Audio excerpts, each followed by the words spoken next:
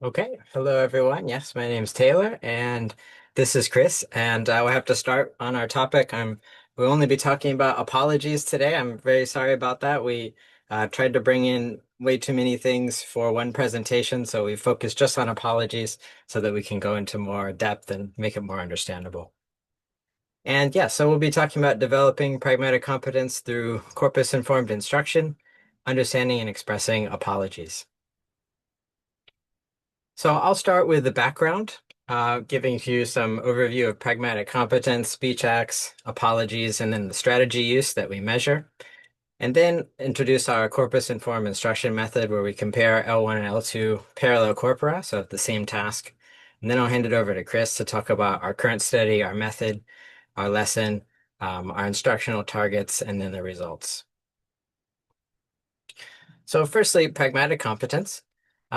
This is a core component of communicative competence, and it can be defined as the ability to use language appropriately to perform communicative functions in social contexts. It's about accomplishing communicative goals, things like requesting, apologizing, thanking, while also maintaining rapport. So avoiding offense, maintaining a friendly or respectful relationship while we accomplish goals. And why to teach it? Well, firstly, it's been shown to be teachable. Students can specifically improve this skill. And L1 and L2 norms differ. So the transfer of L1 norms to the L2 can cause pragmatic mismatch, failure. It can cause our intent not to match our words, and we may offend someone without meaning to. And also that explicit instruction has been shown consistently to outperform implicit instruction. So bringing students' attention specifically to it shows more benefit than just teaching it along with other skills. So just some brief theoretical background. Pragmatic competence is situated within theories like politeness theory by Brown and Levinson, which talks about things like face needs. And for example, speakers have positive face needs to be liked and appreciated, and negative face needs to be unimpeded, unimposed upon, and free to be able to do with their time what they want. So we manage these needs in communication. And then we also consider speaker relationships. So the status or power gap between speakers will affect how we speak, as well as the distance, the social familiarity or lack thereof. Also, the imposition or the time or effort that we're imposing on the hearer, or the potential damage to the relationship, which is also called face. And within that, a larger theory of rapport management by Spencer Odie, this talks about more of, instead of just the individuals, the entire society. What are the sociality rights and obligations? So inside of a society, what roles and expectations do people like teachers and students expect from each other? Or what do friends and friends expect from each other? And so violating these kind of expectations can also cause offense. And the most studied and assessed form of pragmatic competence is in the form of speech acts. And as I mentioned, these are communicative functions or words as actions. So things like requesting, apologizing, or thanking. And just briefly, they have three parts. Firstly, the locution, so the language that you use, the illocution, the function of the language, and then the perlocution or the effect of the language that you intend. So in the case of an apology, hopefully the hearer accepts the apology and the relationship is repaired. Or the hearer may reject it and the relationship is further damaged, perhaps, or the truth probably lies somewhere in between, depending on how well the apology is executed. So then specifically about apologies, these come from Searle, and this is considered an expressive, where a speaker expresses their state of mind. And they're used to repair social relationships after an offense, as you all know. Core functions can include acknowledging responsibility, expressing regret, remorse, and then trying to repair or maintain the relationship. And they feature addressing needs like the positive face needs. So if you've done something to wrong the other person, they may feel disliked or disrespected. So that's their positive face need has been damaged. And if you've done something that inconvenienced them, like being late or not doing something in time, you may have wasted their time or effort. And these would be negative face needs. So different language is required for different kinds of apologies and the sense of the context. So low PDI, such as trying to or forgetting to reply to a close friend's text message. It's a low PDI situation. There's a low power gap between two friends of kind of equal status. They're close friends, so there's low social distance, and then the mistake is small, so this would be low imposition. And typically this would require fewer politeness strategies, relatively. So it might look something like, "Hey Chris, sorry I forgot about you to reply to your email yesterday. I got caught up in a meeting. Can we talk about it after lunch?" So relatively short, direct, casual language compared to a higher PDI situation, such as maybe not submitting a budget before a meeting to your boss you do not know very well. So in this case, you're talking to a superior, so there's a power gap. Someone you don't know well, high social distance, and this is a larger mistake, so higher in position. This will require relatively more politeness strategies and more formal language, such as "Excuse me, Mr. Sato," polite forms of address. "I sincerely apologize. I understand this delayed the team's decision making. I take full responsibility. I've corrected the figures," and so on. So more formal language, but similar strategies. So then the question is, how would we teach and assess this? How would you teach students to produce something like this? And the typical answer, and our answers certainly, is the use of strategies. So these are functional units of language. So if we go back to the lower PDI situation, forgetting to reply to a friend's text message, we would code it like this or annotate it like this. We'd say we have strategies like, "Hey, this is an alerter. It gets attention. Chris, a friendly form of address. Sorry, an apology. I forgot to reply. This is taking self-blame or acknowledging responsibility. I got caught up in a meeting, offering a reason, and then an offer to repair. Can we talk about it after lunch?" So this is what we would teach to learners, these strategies. However, this method is usually used to identify L1 and L2 differences for instruction, but much more rarely so for the actual assessment. And that's what we intend to do. So just to summarize the two, we focus on this contrastive strategy assessment, but there's also scales out there like rating scales, which tend to they assess things holistically. So what is this? The overall appropriacy of the apology on numerical scales, typically. So these obviously offer a lot broader construct coverage. They evaluate the context and more interactional factors. But the limitation is they don't indicate the specific elements that cause the score, which we think is an issue because it makes it harder to specifically instruct in those things.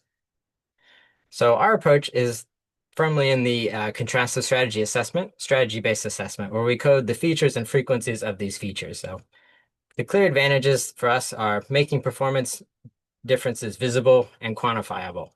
This provides specific, teachable, and accessible targets. And it's also been shown that teaching these strategies builds pragmatic flexibility, and learners are been shown to be able to adapt these strategies across contexts. Obviously, the limitation is it doesn't capture more global features. And again, that it's almost always used to diagnose, but it's much harder to assess. So that's what we intend to do in this study. So to create an assessment target, we created two parallel speech act corpora, and these were used to gather this language for instruction and assessment. And we did this because existing corpora, such as the B and C or COCA, they're not annotated for pragmatic features for strategies. However, this parallel corpora we created, it allows direct controlled comparisons between learners and our L1 speakers in the same situations. And it can be controversial to tell learners what strategies to use based on speaker judgments alone. But in this case, we can just rely on the patterns in the data, this elicited language, as our targets for instruction and assessment. So our corpora consisted of 6 English lecturers, our L1 speakers, and 60 first-year English speakers. That's what we'll be focusing on here. They responded to the same situational prompts in a discourse completion task called a DCT. An example would be your close friend, Alex, texted you to see a movie that evening, but you forgot to reply. So again, this would be low power, low distance, low imposition. And then we would code the language. We'd annotate the responses used by the L1 and L2 speakers. And we also use a large language model as a third rater. And in this case of apologies, we adapted, previous taxonomy such as by Pragmatic, and added a few more inductively that fit our data, and I'll go through these strategies one by one with examples. So firstly is address, usually a name, could be a title. This is addresses the person in a friendly or respectful way. Mr. Calloway, Professor Smith, or names, or more friendly titles like dude. Alerters, this gets the person's attention, signals an upcoming act. Could be greetings, could be excuse me, could be hesitation words. Apologies, this explicitly expresses their regret. I'm sorry, I apologize. Denial of intent to offend, so stating that this was an unintentional act to try to deny malintent. It wasn't meant to be offensive. So I didn't mean to, it was an accident. Empathy, this acknowledges the listener's feelings or inconvenience, validates, shows understanding, addresses positive face, like that must have been frustrating, or I know I made you wait. Awareness of the other person's feeling or emotion. Exclamations, these show an emotional reaction from the speaker to show concern or care for the offense. Forbearance, this promises future improvement to prevent reoccurrence. It won't happen again, or I'll make sure it doesn't happen again. Gratitude shows appreciation to the listener for their patience, excuse me, or understanding of the offense. Humor, light or self-deprecating humor, shows a friendly relationship or slightly self-deprecates the speaker. Things like classic me or guess my brain took the day off. These are some examples we found. Intensifiers, these typically strengthen the apology word, like so sorry, really sorry, I truly apologize, and so on. Offers to repair, try to offer some corrective action to restore balance, like let me fix it or could we do it later. Reasons, contextualize or justify, provide an explanation for the offense. The train was delayed, there was a mix-up. Self-blame explicitly acknowledges responsibility, it was my fault or I messed up. And then finally, solidarity. This emphasizes shared experience or common ground to reduce distance. These things happen or it happens to everyone. So now I'll hand it over to Chris to show some of the differences we found and targeted for instruction.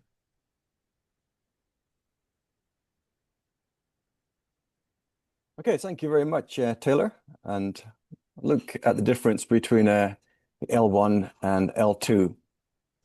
So the L1 were university instructors, all of them working in Japan.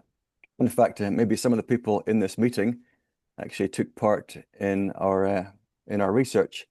They typed the answers on a Google form of the ways they would apologize. And the students, the comparison, are first-year students at NUFS.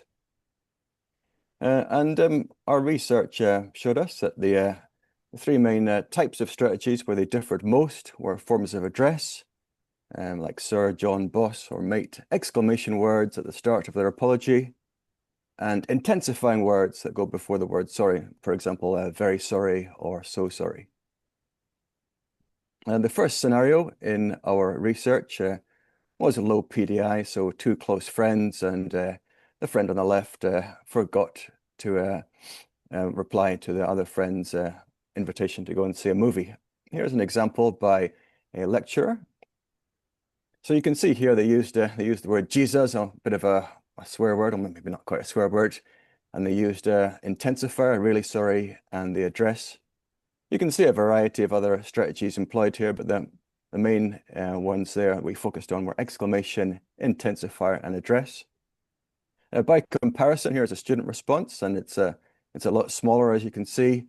Has the word sorry and a reason, and they deny meaning offense, but it doesn't use the same types of words shown in the lecture example.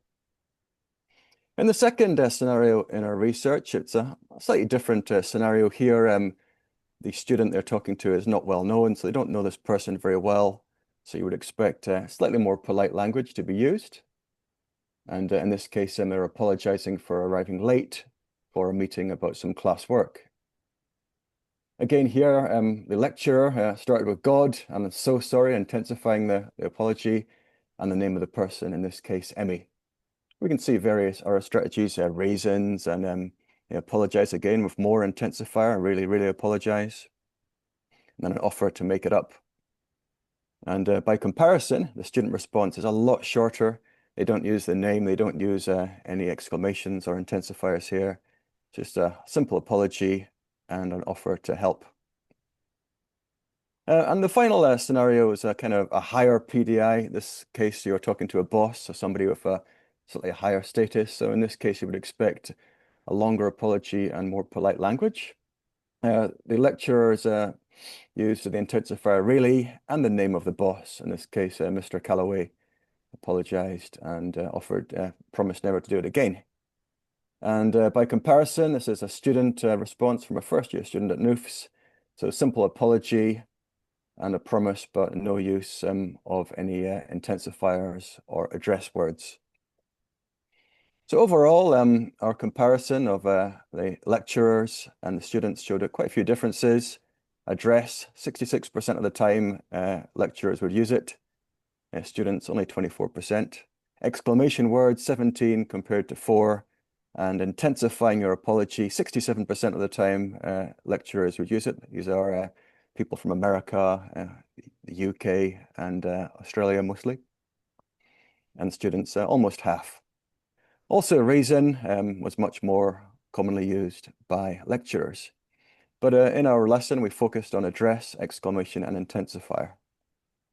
So we gave a 90-minute Zoom lesson in an attempt to improve these three speech acts, or these three strategies, and make the students perform in a way that was more like the L1 users, more like the lecturers. The lesson included example language, awareness-raising tasks, talking about why they might apologize and common reasons and scenarios for apologizing. But the main focus was brainstorming on the three strategies in question. In the online class, I gave them a Google form and I gave them about 5 minutes to fill it out. And they were given the sentence there, I am sorry. And I gave them the example of the word so, and the students filled in these various words. So really sorry, deeply sorry, super, super sorry. They took about 5 minutes and they worked together, shared their own ideas. So it's pretty much the case that they already knew what to say, but they just needed to remember it and share it with their peers. We also used the sentence, I apologize. And again, the students came up with many good examples of how they could intensify it. The second task was also 5 minutes long, exclamation words. So these words commonly begin the apology, oh, or oh my God. A couple of swear words there, which were put in. I found those from the English lecturers. They used them in their apologies. And my students came up with the rest. Oops, no, hey, wow. Phew is an exclamation word, but perhaps not quite so appropriate for an apology. Finally, we looked at address words. So informal address words, Shin-chan, that was an example from a Japanese cartoon, but other common ones used in English like bro, mate, dude, and pal. And finally, in the second part of this task, they were tasked to find more formal address words, so Yamada-san or Mr. Jones, and so on. And again, the students took 5 minutes and all of them found this to be quite an easy but a useful task, just remembering what they already knew. After the lesson was finished, I consolidated with a Kahoot quiz, quite a useful online quiz to go over what they'd already learned. And then the students did the DCT again. They went back on to the Google task and repeated the same scenarios. And I also had a control group who did not do the lesson at all, but they did the DCT a second time. So this allows a comparison between the students who did the lesson and those who did not. So here are the results for the first situation where they're talking about letting down a close friend. The intensifier words, so before the lesson in the pre-test, 38%, and after 75%. So a massive increase that actually went above the L1 level. Exclamation words from 12 to 17%. So again, a very good increase there, getting closer to the L1 level. And address went from 37% to 54%, so much, much closer to the L1 level. By comparison, the control group made very small changes, or they actually decreased. The second situation, talking to more kind of unfamiliar classmate. Again, a very good increase there from 52 to 79% using the intensifier words. Exclamation words were 0, but went to 4%, not quite as much as I'd hoped. And address was a small increase. But again, you can see it's much better than the control group at the bottom, which actually showed no increase at all, or even a decrease in those words. And finally, the high PDI, where they're apologizing to their boss. So the intensifier word there went from 27% to 54% of the time, actually going above the L1 benchmark set by the university lecturers.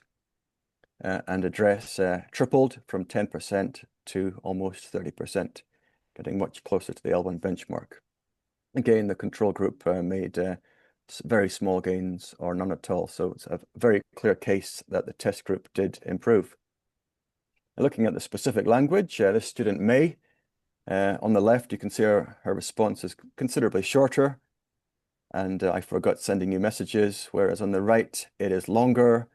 And she uses the name of the person and the intensifier word, really sorry. That was the first situation. In the second one, a student called Mana, and again, you can see a longer response in the post-test after the lesson, using the name of the person and the intensifying words. And finally, a Rain student there, the pre-test, no use of the formal name of the boss, Mr. Smith, but after the lesson, a much longer and improved form of apology. So yeah, overall, the test group showed significant movement towards the performance of the L1 benchmarks. It became a lot more like the English lecturers in the way that they apologized. The lessons focused on awareness raising and eliciting, getting them to produce what they already knew rather than introducing entirely new concepts. And yeah, it was more a case of them simply remembering what they knew and showing it to some of the weaker students so they could produce it. The Japanese instructions also helped quite a lot, in my opinion. So yeah, Taylor, do you want to add any final comments before we finish? I'll just put up the summary screen on my side as well. Yeah, so this was a quantitative strategy gap analysis identifying underused strategies for specific instruction and assessment. We saw improvement in the strategies produced, but of course, these counts only capture the presence or absence, not the qualitative differences in the language. And this task clearly measures more explicit rather than implicit ability. And the post-test results may reflect only short-term effects. So future directions will be additional speech acts, which we absolutely have coming, comparing more qualitative language use, and then focusing more on implicit competence. Yeah, so with that, we'll be happy to discuss or take any questions.